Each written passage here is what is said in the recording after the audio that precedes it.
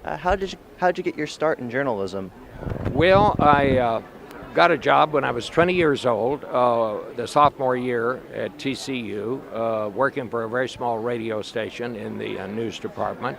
And I worked there throughout college, and then went in the Air Force where had various journalism jobs, editor of base newspapers, things of that sort. Came back to Fort Worth and went to work at the Fort Worth Star-Telegram.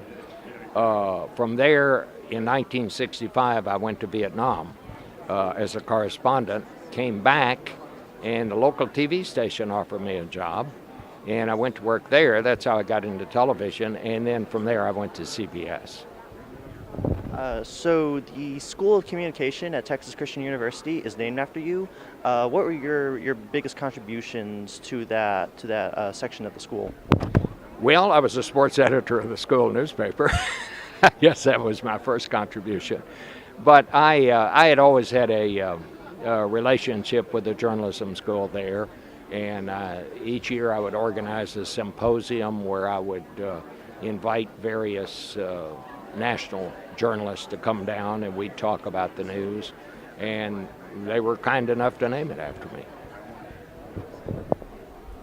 So, of all the stories you've covered over at CBS, which one has stood out to you the most? Well, I think probably the two were the assassination of President Kennedy. Now, that was before I came to CBS, but after CBS, 9/11, Watergate, the turmoil during that time, the ending of the Vietnam War, those were the stories that I remember.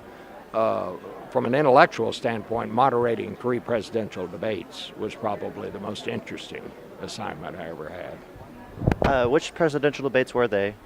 Well, I did the first, I guess, was George Bush and John Kerry, and then Obama and McCain, and then Obama and Romney. So, what advice would you give to an up-and-coming journalist?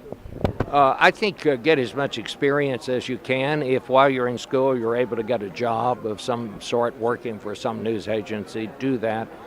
Journalism schools teach you to think like a reporter, but you have to go to work to actually learn how to be a reporter. And so the more on-the-job training, internships are extremely important. I think that would be the advice I would give you.